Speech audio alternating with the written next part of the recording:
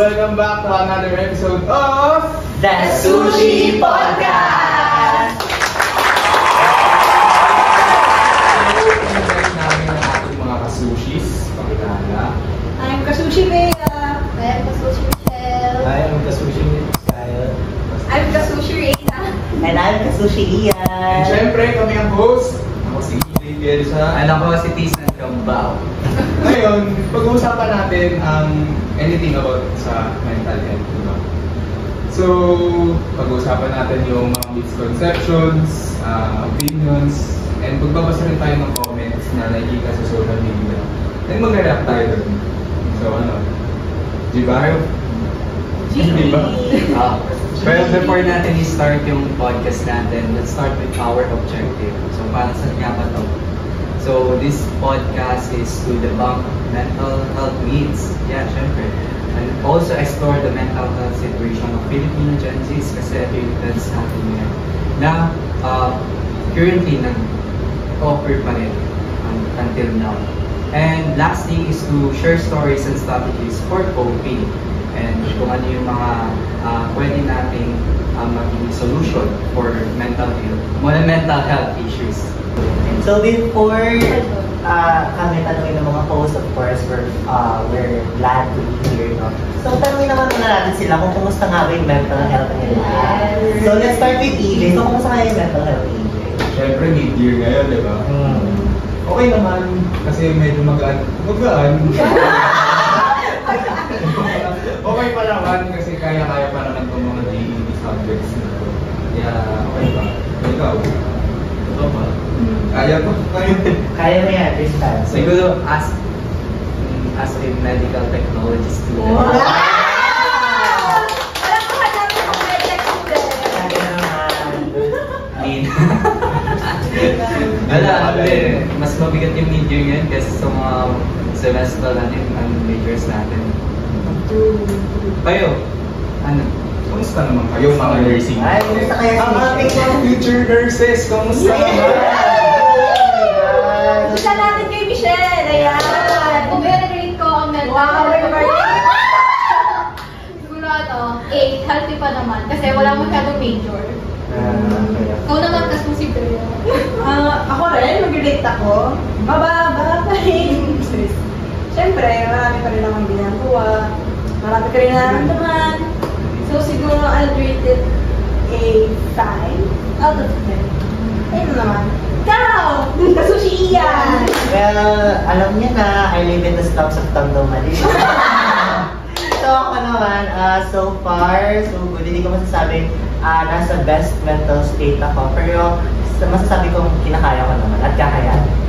So let's go with Reina. Ako for me, if I will rate it, it's probably 6 out of 10. Because, ayun, mid-year, na-overwhelmed pa rin ako sa mga ginagawa. So, pero kaya yan guys. Ako naman, masasabi ko ay siguro 5 kasi madami akong ginagawa ngayon at sabay-sabay yung mga deadlines. So, tayo pa naman at isang week na lang at kaya na. Isang week na lang. Sakit ka lang. Okay, so pinag-uusapan na natin yung mental health. So, ano ba muna yung pagkakaintindi nyo pag sinabing mental health? Sige nga. Well, you know, kasi for me, no, mental health is very crucial, especially nowadays. Lalo na sa ating mga Gen Zs, kasi madami tayong crisis na pinagdadaanan. But of course, we have to consider the fact that the older generations are, some of them they experienced it as well. So, yeah, ang masasabi ko sa mental health, it is very crucial kasi, ayun, madami na tayong nababalitaan or madami na mga balita ngayon about mental health. And all we need is awareness for that. For me, mental health hindi siya biro. And pag sinabi natin mental health, hindi lang siya physically. It's more on psychologically and yung well-being natin as a person. So, very important siyang mapagtuunan ng pansin right now, especially sa amin. So, guys, Ako naman siguro, description ko sa mental health, it's something na hindi na masyadong natutunan ng pansin. Kaya gaya nga lang sinabi ni Reyna, it's something na ina-overlook natin. Yung parang hindi natin siya masyadong tinitake seriously. Just because, minsan na-feel natin, na kunyari, na-overwhelm tayo, sinasabi natin, ay, yung mental health ko, sira na, ganun. So, parang, it's becoming normal na mababa yung mental health status or level or rating mo sa mental health mo natin. Pero, it shouldn't be like that. Ganun. Parang siyang, hindi talaga siya natutunan ng pansin masyado. Useful nga sinabi mo kay Reyna. Hindi lang siya about sa physical, emotional, psychological. Like anxiety, depression. Maraming mga college student or mga Filipino Gen Z ngayon na nakakaranas na parang nahihirapan silang i-open up sa mga ibang tao yung mga nararamdaman nila. Kaya parang yung nagiging cause nun, parang kung ano na lang naiisip nila para ang tawag doon, yung parang, yun, yung minsan, ganyan, mag-ano na lang kaya, gano'n. Kaya, hindi talaga na i-focus talaga yung mental health natin. Gaganda ng mga binigay nyo, wala akong masabi. Basta, summary is napaka-importante talaga ng mental health at dapat bigyan natin ng action to. Tama naman yung mga sinabi niyo, no? So, if idadalik natin siya sa sinabi ng WHO and CDC, mental health affects emotional, psychological, and social well-being. So, if idadalik natin to sa mga profession natin, so sa field kasi yung mental health, consider ka rin yan kasi nga part yan ng patients natin, and with that status of well-being, parang ibabalance out natin kung paano natin sila i-approach. So yun. So kaya rin namin napag-isipan na gumawa ng episode na to tungkol sa mental health nga. Kasi ang dami namin nababasang comments nga na hindi siya tama or misconception siya about sa mental health. And yung mga nababasa kasi namin yun, nakakapag-invalidate siya ng mga taong nakakaranas na mga may mental health condition. So yung mga misconception na to na nakikita natin sa social media is napapakita talaga nito yung pagkakaroon ng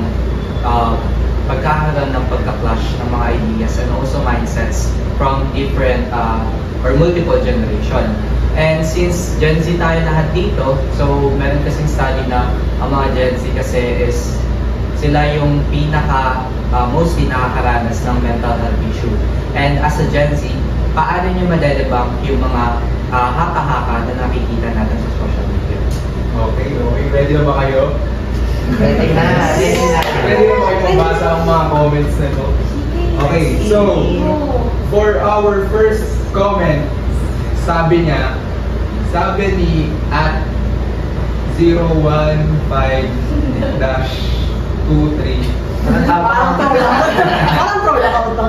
Sabi niya, para sa mga nakakaranas ng mga ganitong bagay, dapat daw maging positive lang or magdasal lang daw at mawawala yun. Agree ba kayo doon? Ako, no. Siyempre, as a person, siyempre, iba pa rin yung may nararamdaman ka sa beliefs mo. So, like, when you say to someone na, oh, malungkot ka, magdasal ka na, nandiyan naman si Lord para sa'yo. Parang makaka-invalidate yun sa part mo. Siyempre, first of all, parang pagmumukha na, ay, hindi ba ako banal, gano'n? Or hindi ba ako, parang, wala ba akong connection with Lord? Siyempre, normal naman sa atin na maka-experience ng sadness, maka-experience ng mga ganong bagay. And just telling someone to pray rather than being there for them, it's invalidating for their work. Ganun yung para sa akin. Sa inyo ba? Ako yung same din, no? Kasi, I mean, pwede mo naman i-ano kay Lord. Pero, i-pray, gano'n. Pero, iba pa rin kung ano, syempre may ano ka, kailangan kang pasandalan, gano'n. So, parang invalidate din yung ano mo, yung feeling mo, gano'n. So, ikaw ba kayo? Tama, kasi lahat naman tayo unique eh. May iba't iba tayong paraan ng pag-cope sa stress natin. So, yung sa tingin ko na prayer at being positive, hindi siya na-apply sa ating lahat. So, Ako, for me, no din. Kasi, diba, this is something na we hear a lot, like, being positive, pray, ganyan, sa pray and stuff. Pero for me, hindi siya, they're not replacements for professional care, healthcare. Kasi, very serious when it comes to mental health illness. Kasi ang na-affectuhan na dito is yung brain natin. So, hindi siya, maybe makakatulong yung pag-pray and stuff, pero physically, mentally siguro hindi yun yung way how to cope with such things. So, Well, of course, to debunk that myth. Siguro kasi we do not have the same perspectives when it comes to religion or when it comes to praying. So that hindi dapat natin nililigtahan yung mga tao na kung ano dapat nilang gawin in a certain situation or in yung mental health nila or let's say yung both mental and physical health nila yung na-affectuhan. Kasi, katulad ng mga sinabi nila kanina, it's very sensitive, to think of something na, or to give a solution to someone na matindi yung pinagdaraanan and yet sasabihin mo is magdasal ka lang. So, I know prayers will help but it is not the solution anyway. So, that's on my end. Alam mo, pag kunyari kasi, nangyari yan sa akin. Kunyari ako yung nakakaranas na kunyari nade-depress ako na malaking problema. And, syempre, bigat na bigat na ako sa loob. Walang-wala na ako. Tapos, sasabihan na ako ng be positive or magdasal ka lang. Sa loob ko, wala nang pag-asa, hindi ko makaya. Hindi lang siya parang akma na pag sinabihan mo ako ng be positive or magdasal ka lang, magiging okay ba ako? Parang okay, siguro matutulungan ako ng pagdadasal somehow. Pero pag sinabi mo yun sa akin, hindi siya talaga parang makakatulong talaga directly. So parang mas okay talaga na sasamahan kita, tutulungan kita, nandito lang ako sa tabi mo. Kesa sa mga ganitong bagay na true words lang. Kasi mas better yung mga action, di ba? Yung makita ko kaysa puro ganun. Gusto ko yung yung in-state nyo siya na hindi naman lahat same ng approach or like same ng perspective. So, somehow kasi, it's true na nakakatulong siya, pero it's kulang talaga for most of the people. And so, para sa susunod nating commenter na si @01/156. Okay. Ang sabi niya, ang mga lalaki ay dapat magpakalalaki. So, ini-invalidate na to or kung i-conclude natin yung sinabi niya. Para sa kanya, whereas yung emotion is dapat hindi nararanasan ng mga lalaki since lalaki sila. Hindi ako nag-agree sa sinabi niya na ang mga lalaki ay dapat magpakalalaki. Kasi tama naman na masyado nang ini-invalidate yung mga lalaki. Na hindi naman lahat ng lalaki ay kailangan maging lalaki. Like yung description ng mga tao sa typical na lalaki na kailangan malakas, malaki, or matapang, ganyan.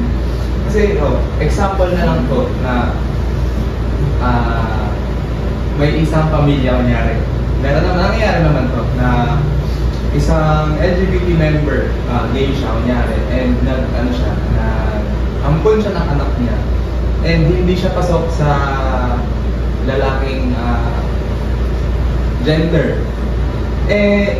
Mapapakita doon na hindi porke hindi ka lalaki, hindi ka na malakas, hindi ka na okay, hindi ka na matapang. Kaya, ayun, may i-connect din natin siya sa mental health na lahat tayo valid yung emotions na mararamdaman natin. Lahat tayo, pwede tayong maglabas and may karapatan tayong ilabas kung ano yung nararamdaman natin and ipakita sa buong mundo. Kahit saan naman natin tingnan, mali talaga to. Kasi yung emotions natin dapat nilalabas natin. And kapag hindi natin nalalabas ang emotion natin, nagpa-pile up lang siya. So yung ano na yun, parang nagre-result siya into something na nagiging toxic tayong tao. That's why this statement is clearly not Tama. yeah, hindi siya tama. Yun talaga yun, hindi siya tama. So, ayun nga, gaya na sabi niya is parang toxic masculinity na talaga siya dito sa Pinas. Napaka-common na yun. Kaya parang pag-iiyak ka lang, aasarin ka na ng mga kaibigan mo na iyakin ka.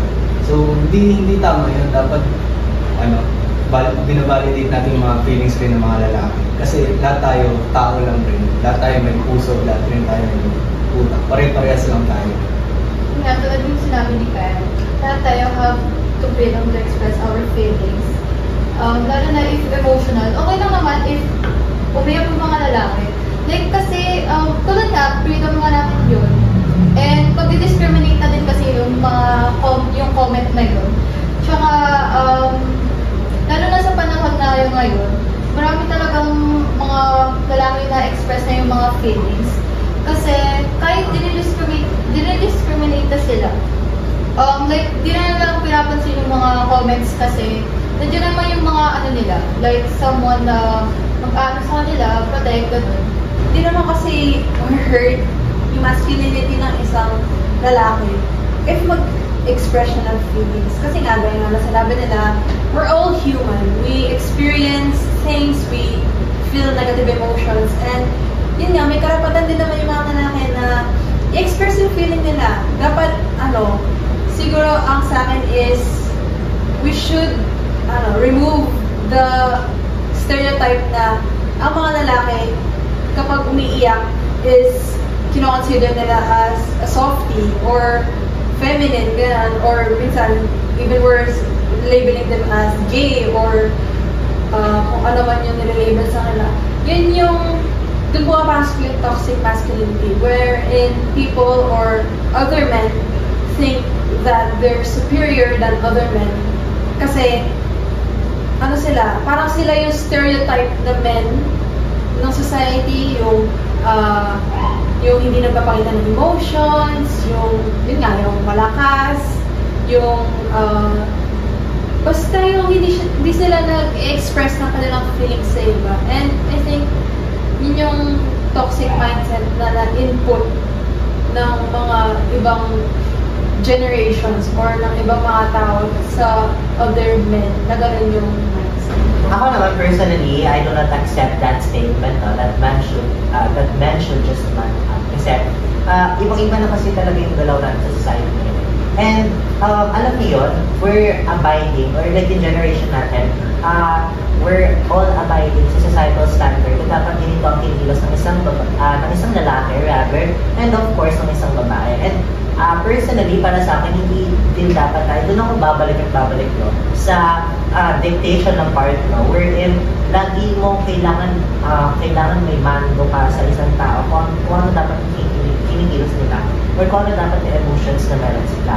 And of course, ayun nga, may generational gaps kasi tayo, no? And then, yung older generation, of course, hindi naman natin alam kung ano yung pinagdaanan nila before, pero alam natin na sobrang hirap niya rin. And ang kinaibahan lang sa society or like sa generation na meron tayo is unti-unti siya nagiging diverse and inclusive. However, hindi yun na isa sa katuparan kung nandito yung toxic masculinity, katulad ng sinabi ni Kyle at Bea, na kailangan kapag lalaki ka, ganito lang dapat ang asta mo.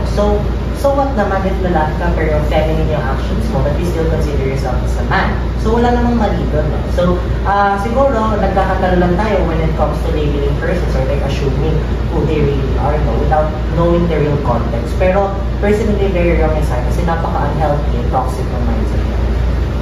For me, that mindset is super harmful because I think growing up naman, yung mga lalaki is parang pinuturuan sila dapat lalaki ka, ganyan-ganyan.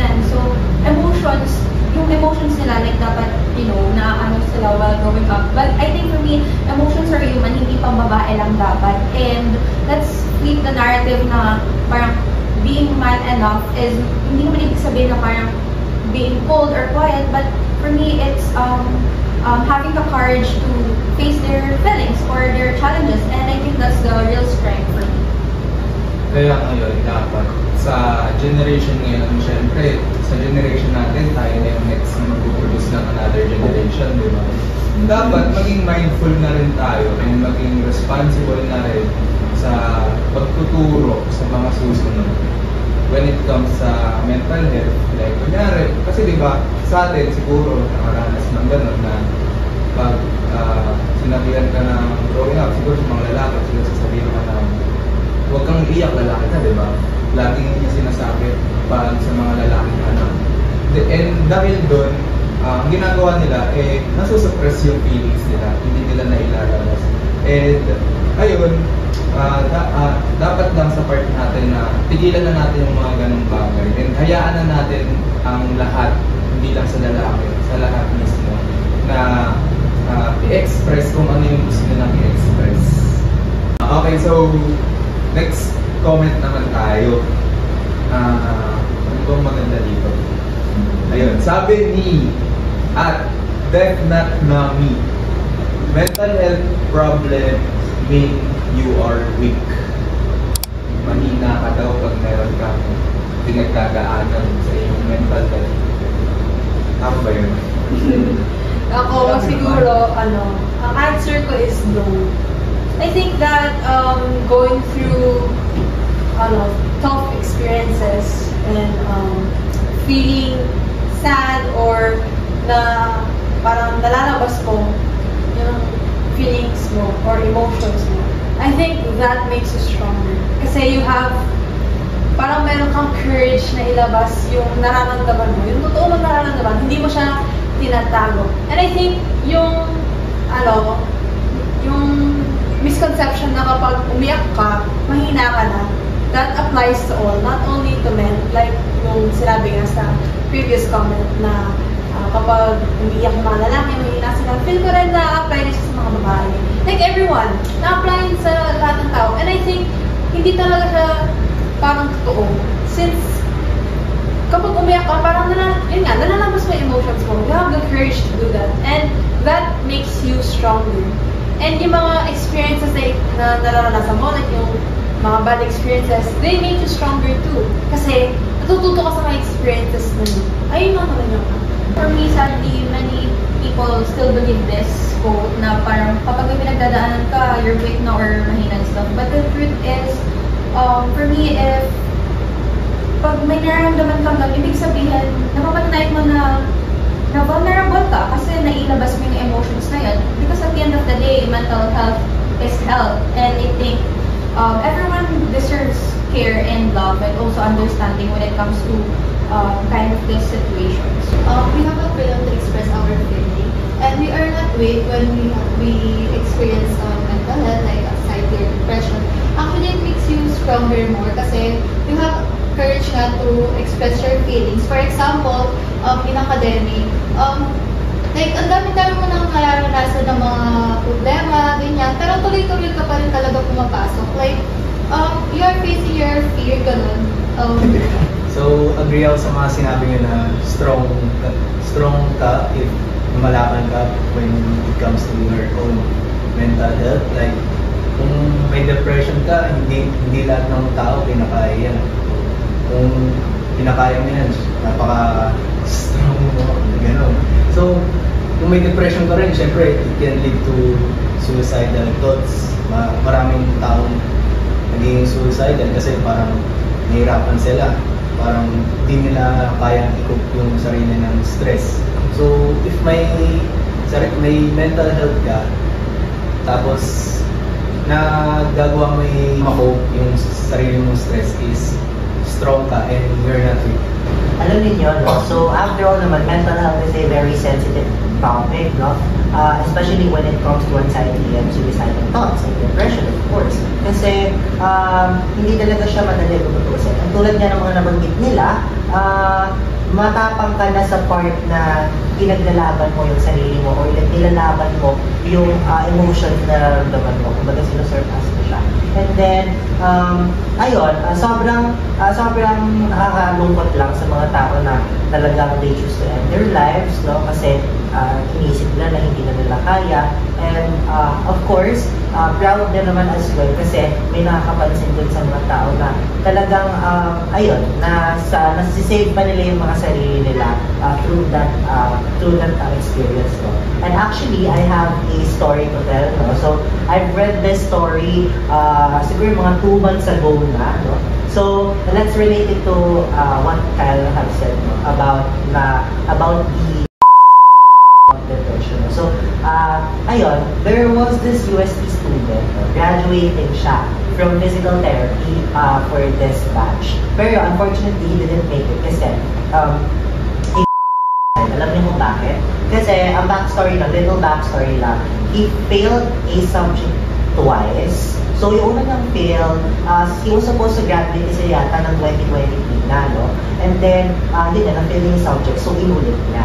So that alone, parang dun pala, that point of time, ayun na, parang na-experience niya or like nandun na siya sa depression stage or nandun siya sa anxiety stage na what if hindi ko ulit mapasa to? What if madali ulit ako? Kasi yun yun yung parang yun yung parang thinking niya kasi akala niya yung mga tao sa paligid niya kasi he came from a science high school, diba? So the expectations were a lot. So ayun, after nun, yun yung naging main dilemma. And then, itong 2024, before he committed suicide, well actually same day lang yun.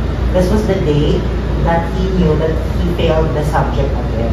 So alam niyo ba guys, ang nakakalungkot lang dyan kasi 1.5 na lang, mapapasa na yung subject and hindi ko siya pinagbigyan ng professor na. And that 1.5 changed his life kasi doon siya nag-decide na i-end yung life niya. So, tumalon siya sa condo unit niya. So, ayun, ang sensitive pag-usapan nito. Pero, kasi, gusto ko lang siyang i-open dito sa podcast na to. Kasi, yun yung, alam niyo yung awareness sa atin na tayo mga nasa paligid natin, we should always check for our friends, for our colleagues na kung okay lang ba sila. Kasi, ayun, katulad nung nangyari sa kanya, syempre walang kaalaman yung family niya, akala niya okay lang lahat, graduate na lang siya. Then suddenly it happened. So, ayun lang yung nakakalungkot. And the point here is awareness is really important as well as literacy when it comes to mental health issues. Kasi hindi naman lahat tayo ay open-minded when it comes to that issue. And yeah, to be honest, it is very sensitive, na katulad ng sinasabi ko kanina. Pero, ayun, if we can find ways or if we can find solutions how to cope with it or how to avoid it naman, I think yun yung makakatulong. As a Gen Z or as Gen Zs, it's our responsibility to break the stigma na kapag may mental health problems ka, mahina ka na. Or we should like educate the older generations about the mental health problems that the people are experiencing. Kasi hindi lang naman tayo nakaka-experience ito eh. Pati mga millennials, learning about older generations na nakaka-experience the mental health problems. And usually kasi nagiging problema sa mga older generations is they only see it pero they don't understand it. So, ang nakita ko dati kasi, or like meron ako na research about their, like the older generations mental health literacy, mababa talaga siya. Like, doon sa study na nakita ko na they surveyed 130 older adults dito sa Metro Manila, and out of 5, like they rated their mental health literacy out of 5, it was around 2.74 lang. So, mababa talaga siya. Kasi nga, instead of understanding the mental health problems and experience ng mga tao ngayon, they only parang nakikita lang nila siya. Parang nakikita nila yung effects, nalalaman nila yung mga effects, ganyan. Pero hindi nila naiintindihan kung bakit ganito ba yung na-experience ng mga tao. And I think as a person na educated enough about mental health, I think it's our responsibility to educate them about how important mental health is sa buhay ng isang tao. And yun nga, yung sa kwento ng USTPD student. Yun nga, I'll just repeat yung sinabi ni Ian na it's our duty rin to always check on our friends. Kasi hindi mo talaga malalaman, minsan ka hindi mo nga napapansin, yung mga nakikita ko sa TikTok, parang sinasabi nila na there were no signs. Sana, maintindihan nyo yun. Parang wala siyang pinakitang signs, pero look at the results. Ganon.